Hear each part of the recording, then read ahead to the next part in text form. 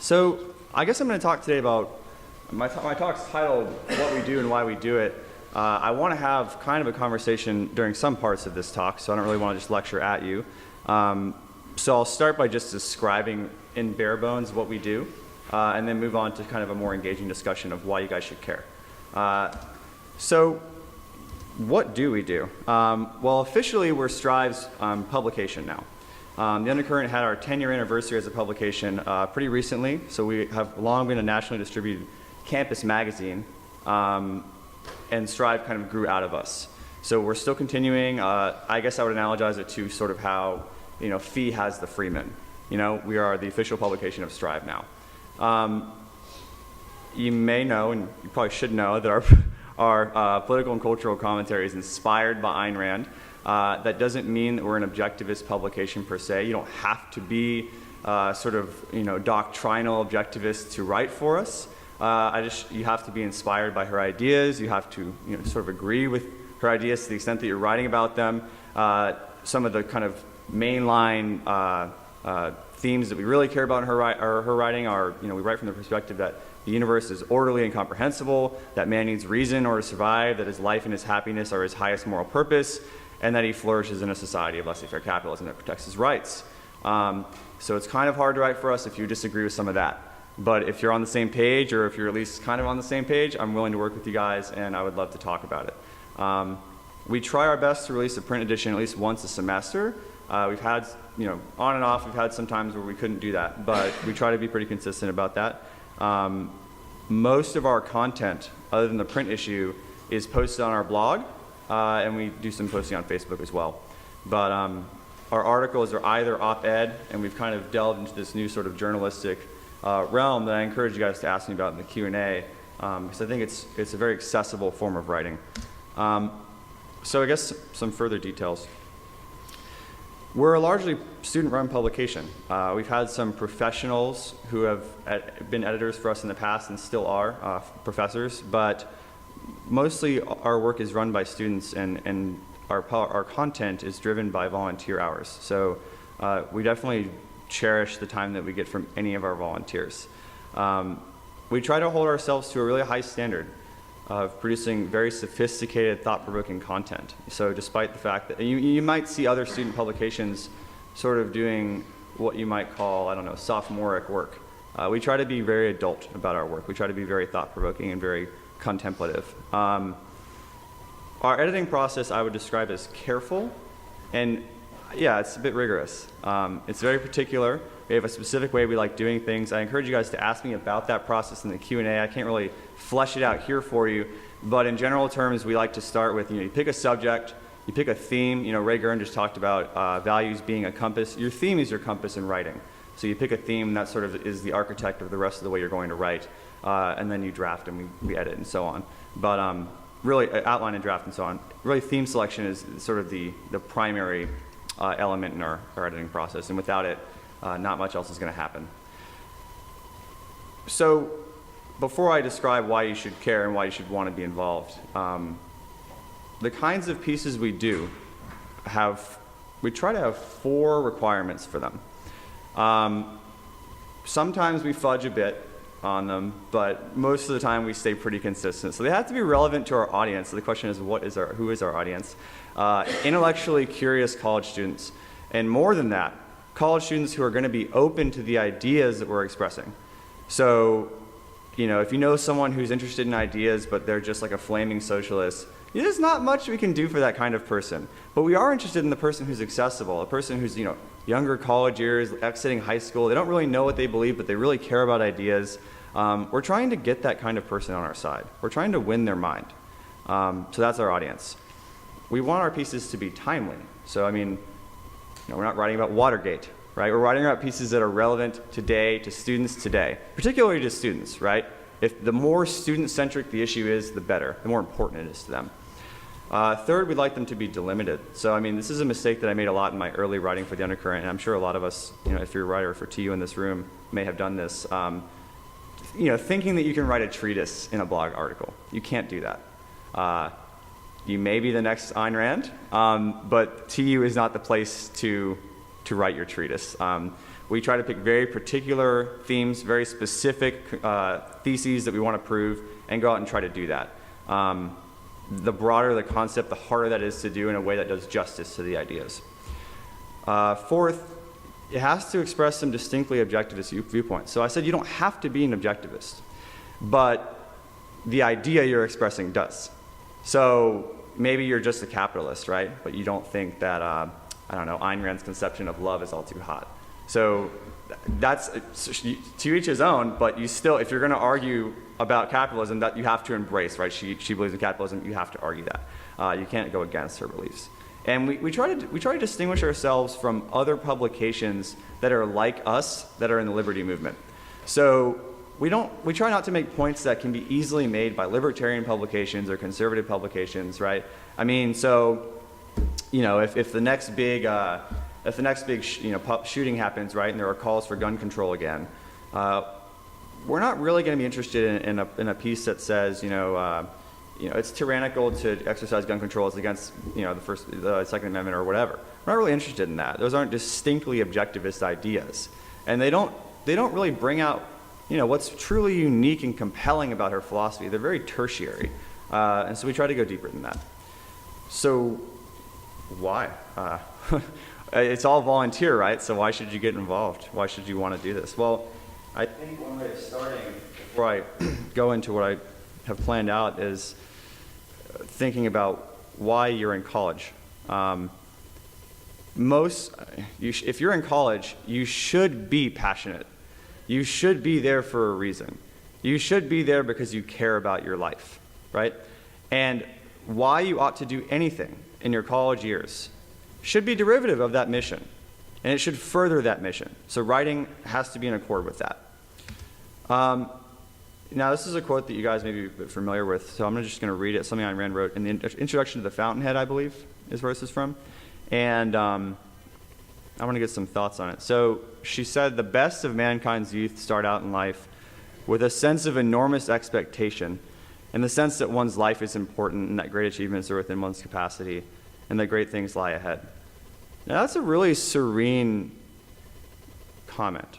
And that's very profound, and I think it's deep and it's compelling. And I want you right now to raise your hand if you've ever felt that about yourself, about your life.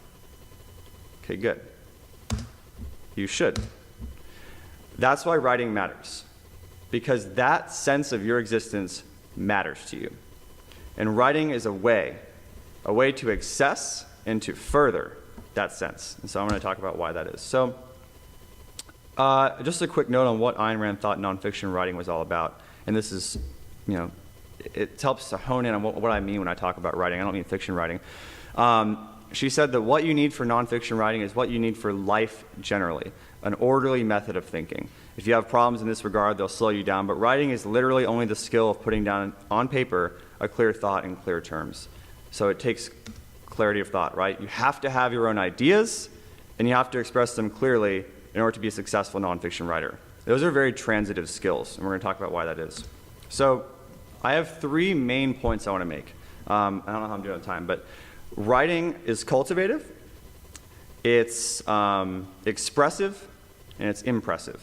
Okay? Those are the 3 things I want to just touch on today, even though I can't really flesh them all out. So how is it cultivative? Well, think about your orientation, your mindset entering college for the first time. I mean, I can think about mine. So when I was a senior in high school, I had this all of a sudden, I mean, you could call it angst or whatever you want to call it, but I had this really strong, just compelling urge to know everything there was to know. I mean, that sounds a little silly, right? Like, you can't ever know anything. But I just wanted to know things. I wanted to go out and learn, and I felt like school wasn't doing it for me. I felt like I wasn't learning shit in school. That's what I felt. That's how I felt. And so I met with a professor that taught my theory of knowledge class, actually. I met him for coffee, and I just asked him about, I don't know, anything that crossed my mind, because I really just wanted to know answers to some fundamental questions. And little did I know that I was asking about philosophy, but I wouldn't figure that out for a little while longer. So you enter college, and you're not really that much of a person. I mean, you might have some interests here and there. You might have some things that you really, really profoundly care about, but you're not a very intentionally, fully crafted human being with a guiding mission to his life and an express purpose. These are not things that 17, 18-year-olds are, at least not these days. This is not where they're at. So you need to cultivate yourself. Now, I was probably a sophomore and still kind of working through what I believed when I found out about the Undercurrent, and I was sent this article. And I really expressed interest in writing, and one of the editors said, okay, this is a thing that we did this thing called campus media response, where basically articles written by other campus publications, our writers could respond to them as students from other, for 2U. And it was really kind of a cool way of engaging in dialogue with them. And so I was sent this article on happiness. And I remember reading this, and I'm just going to read it now because I want to get your reactions to it. So the operative part of this article that was sent to me was, we seem to think that being the best, the brightest, most ambitious, most talented somehow implies perfection, which somehow also implies happiness. Why, though, do we expect that every second of life has to be spent in exuberant happiness? Whatever happened to being content with life? When did we begin to expect perfection in an imperfect world? Contentedness, which requires understanding how to be happy with what you're given, brings the truest form of happiness. Now, I didn't know much, but I knew that this was bullshit. I want reactions from you guys. What do you think? Raise your hand and tell me. Yes. Yeah, it absolutely is. It absolutely is. I mean, is it offensive to you? Does it get you down? I mean, this is very, for somebody who, 18 years old, you're, starry-eyed, and yes. I think it bothers me because a lot of people would be convinced by that. Absolutely. And this is a pervasive attitude. It's not just isolated, discrete. So you're right. Yes.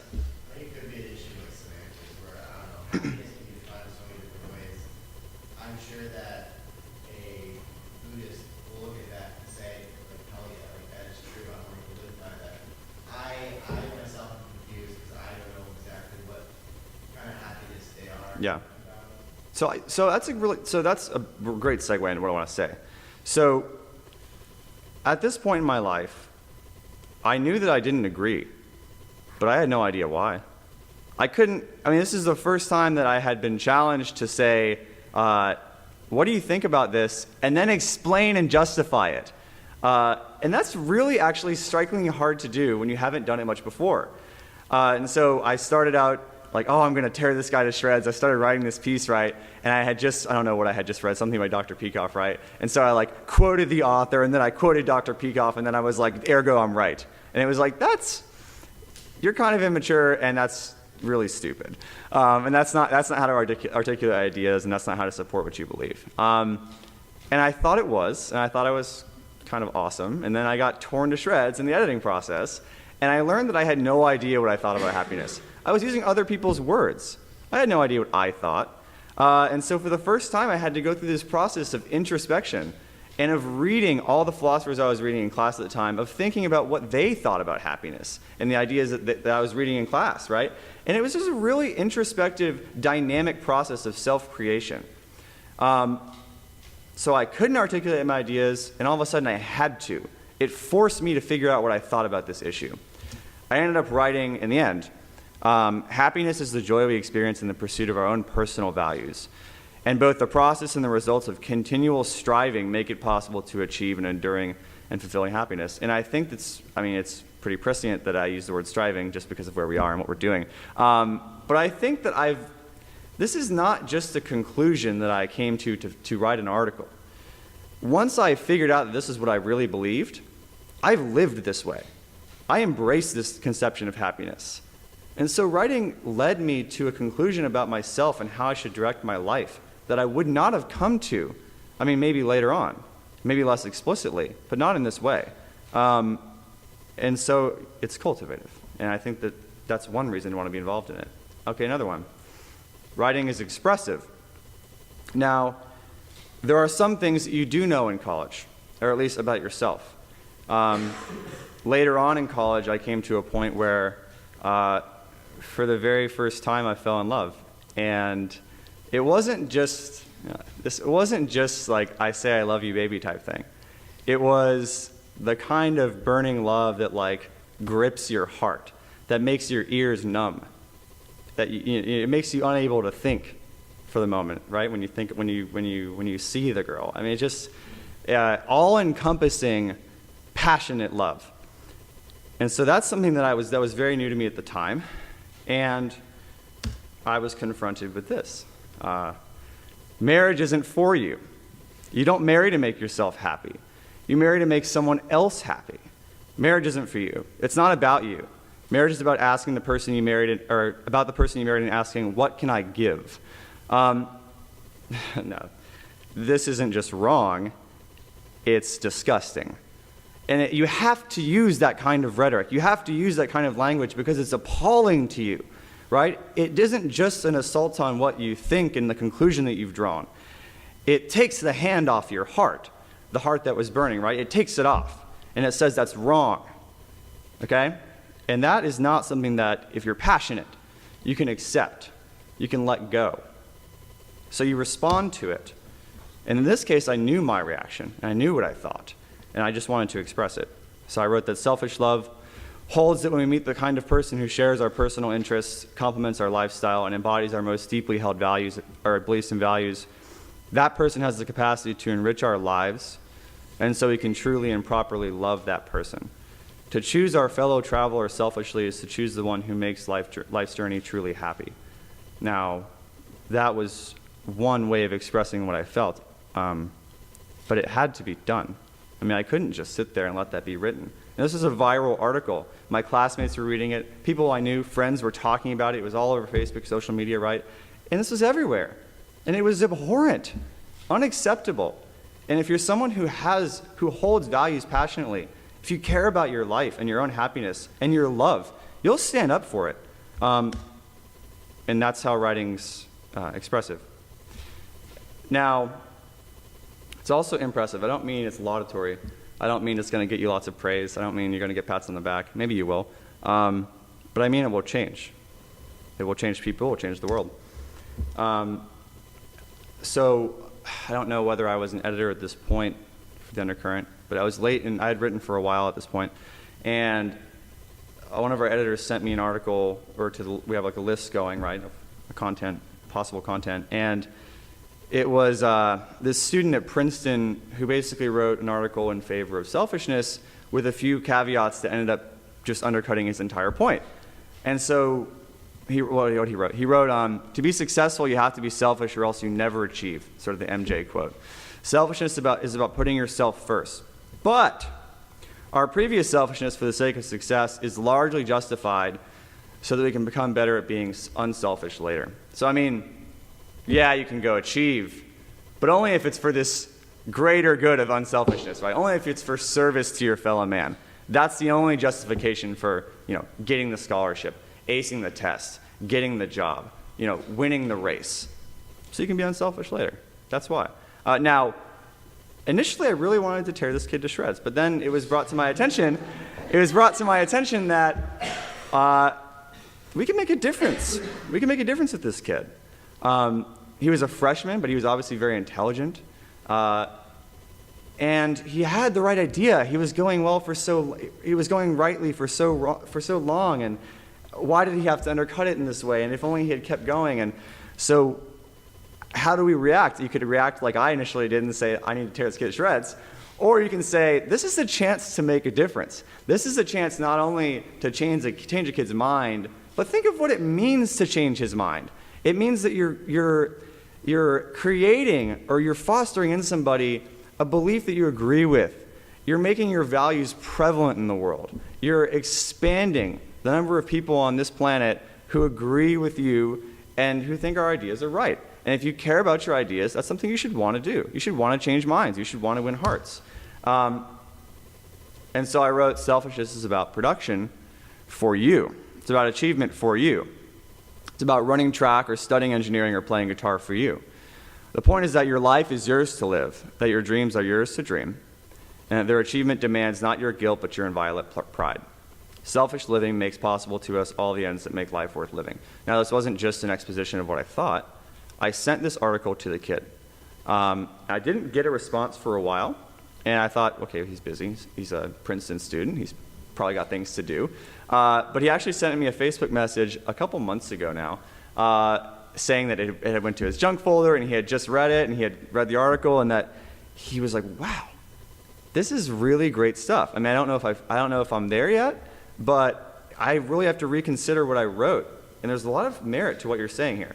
And it was a short message, but that's awesome. I mean, that's what you want to do. That's the whole point, right? Changing minds, winning hearts, changing the world. And so I've talked about how writing is cultivative, expressive, and impressive. These are all ways to either craft yourself or craft the world around you, right? To affect change either within yourself or outside of yourself. And you do it all by fostering your ability to think. Throughout this entire process of becoming a better writer, you're formulating ideas and you're expressing them in clear terms. That's what nonfiction writing is. And that is one of the most transitive skills, possibly the most transitive skill you can develop as a human being. That's why you should want to write. So with that, I'll open up to questions.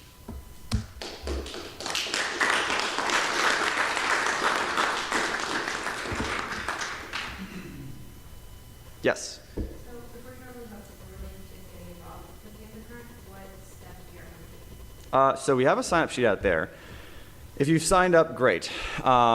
If you haven't, I can give you my email address, or you can just sign up and we'll get in contact with you. So this is a good chance for me to kind of talk a bit about what it means to get started writing for the Undercurrent, because you don't just draft. In fact, I prefer you not to just send me a draft. I really appreciate the effort of sending me. I really do. It's great. It means you care. But it just kind of sidesteps the process that we've taken care of over the years to develop and that we think works really well. So the way it will start is kind of, you'll send me an email or I'll send you one and we'll get in contact. And I'll say, what are you interested in? What subject areas matter to you personally? And once you've narrowed kind of those down, I'll ask you to, okay, well, what areas, what ideas in philosophy, particularly Ayn Rand's philosophy, do you care about the most, and where are those prevalent in the subject areas you're talking about? And once you've kind of linked, subject area to interests, philosophical interests together, and you've come up with a few ideas, we'll talk about which ones are the most promising, and then I'll say, okay, you need to have a theme now. Now, a theme is basically your thesis. It's the thing you're going to argue for. It's basically a single statement, right? It's a conclusion. And your outline, the thing I'm going to ask you to draft based on your theme, will argue for your theme. That is not an easy process. In fact, that is where the thinking happens, most of the thinking. If you can outline and get your outline approved, that is, I think, 75% of the work. I mean, drafting is hard, but you can develop skill at writing over time. Skill at thinking is very hard to develop. It takes a lot of practice. And our editor, our former editor-in-chief and now senior editor, Ben Bayer, he we were in New Orleans talking about some of this stuff, and he was describing how he used to write. And he said he used to just sort of lay on his bed and look at his ceiling and just like wait for the ideas to like spontaneously appear in his head. And sometimes I find myself still doing that when I'm at writer's block. But I've gotten much more methodical, and I think that with practice, any of you guys can too. And then we'll draft and then we'll publish. You'll be famous and rich. Any other questions? There's some basic mistakes your writers make besides writing long essays or long expositions. That's a really good question. And I think that I'd like Thomas to contribute too. Thomas is an editor with me, and he's a writer as well. So I guess some of the biggest mistakes are some of the mistakes that I made early on that I've kind of alluded to, is thinking you can take on too much. So at this New Orleans workshop I was talking about, I pulled up on PowerPoint like one of my old first drafts and the comments that I got back on the first draft. And I don't remember, I wish I could quote it to you because they're hilarious, but basically I wrote some article about why animals don't have rights, right? And the feedback I got was like, you're trying to take on like the metaphysics of reality and like the Constitution and the history of mankind and all of a sudden animal rights, and you're just like, you can't. Like, why? Not only can you not do that in 1,000 words, but you just aren't qualified to do that. So stop. So what I would say to you is be ambitious, but have a very clear idea of a very specific point you want to make. The point can't be, reason is man's means of survival. Capitalism is the best system. Like, I mean, maybe it can be. Maybe you can find a way to make that concrete. But one of the other things I'm going to mention is that writers are not very concrete sometimes. And I think all of us are guilty of this. It's possible to just be very abstract and to never get down to brass tacks. And I think what makes a piece compelling is reference to facts and inclusion of facts. And in fact, more than that, the facts giving rise to your abstractions, not the other way around. Thomas, do you have any thoughts on this? I'd say follow through, because it took Yes. me about 3 months to write my first piece, and I had an undergraduate degree and that. Yeah. So it's a long process. It can be. I mean, it can also be short the better you get. But it's sometimes hard. I mean, you're being challenged by people who want to bring out the best in you. And that's a good thing. You should want to engage in that challenging, rigorous process. I would encourage it. Anybody else? Yes. We describe your content as being more exclusively focused on predominant issues of the day, or do you ever have more idea-focused pieces? Not like the nice positions, but more like Well, I'd say we have this is a good chance to kind of plug our new direction a bit. I would say that we talk about issues that, you're talking about principles, right? You're talking about abstractions. So there's a sense in which they're time tested. They can apply to all sorts of ages. So I wrote this piece on Hobby Lobby, right? And the case that came out of that. And I referenced, sort of the Enlightenment and the origins of the First Amendment and why that's important. And those things are that's not just going on today, right? Founders were a long time ago. So yes, we reference the past, but we try to let current events sort of shape the direction of our content because that's what people care about. You want to get exposure, you want to get shares, you want to get people handing your magazine out on campus and someone actually is like, oh, that's the Hobby Lobby decision, that just happened this summer, let me read that. Or, oh, Freddie Gray was just murdered, let me read that. That grasps at them. And so that's what you want. Now, we traditionally have done op-eds that are very idea heavy. I would describe them as complex. And we're trying to get better about making that more accessible. So what we've done is we've said, we want more content where students are just going around campus or interviewing intellectuals or reading books, and they're reporting on what they're doing. Now, it doesn't mean that they're just sort of recording what they did, but that we hope always to have an angle with those types of pieces. So if you look at our most recent print edition, you'll see John Glatfelter did a series of interviews on free speech, and that was relevant over the summer and the months before that. It's still relevant now, but it was kind of more hot then. And he had an angle with every question he asked. He had a point to asking them. So yeah, you can still think, you can still be engaged in the content and do this more journalistic stuff. The point, the way it's more accessible, is that a lot of the content is ready-made for you. If you're conducting an interview, you have to come up with questions, right? And that takes some thought. But the interviewee supplies the answers, and that's great for new writers. It's a good way of getting your feet wet.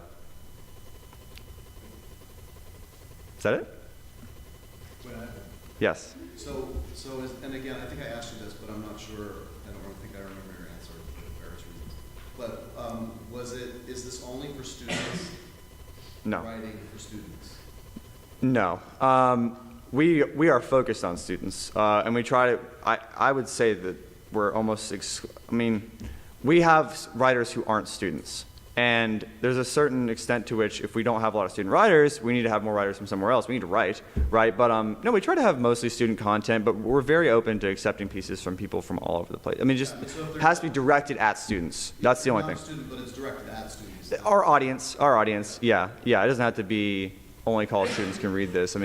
But we try to have it directed at our student audience. And yeah, everyone's welcome to write. So. You mentioned wanting to talk a little bit more about your editing process. Yeah. Presentation. Yeah. How would you describe some of the way you give feedback and communicate between editors and writers? Yeah, that's a good question. It's good to kind of try to imagine that a little bit. It's mostly over email, although I myself am pretty receptive to if you want to chat on the phone, if that's easier for you, that's fine. But we mostly do it over email, and the way it'll work is we'll kind of chat just in sort of a thread for a while, and then once we get to drafting, we use Microsoft Word, and they have a review tab. I don't know if you guys are familiar, and you just can edit that way, and it shows changes that the editor makes, and you can write comments in the margins and stuff. And I think it's pretty easy to use once you get used to it. So yeah, I think it works pretty well, but we're definitely, I mean, I'm open to other ways of doing things, but I've never had problems with it, so. Did you already say what's the parameters of how long? I didn't say that. We try to not let our op-eds go over 1,500 words.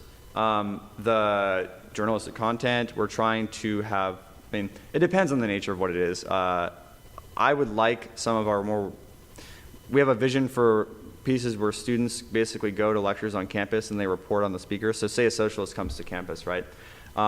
You can go listen to his lecture, you can describe what he says, and you can maybe provide your take at the end. Or you can interview other students who are there and ask them what they thought. And those pieces don't need to be as long because you don't have to flesh out your ideas. You're just kind of reporting on an event that happened and then giving maybe an angle at the end. It's like a review. Right, right. So I would say, I don't know, half, maybe 800 words is around the kind of length maybe. Sarah, do you have anything to add? Because you kind of came in halfway through, so I didn't think to ask. Well, I mean, for those kind of pieces, there would be 600. Yeah, okay, yeah. We good? All right, thanks guys.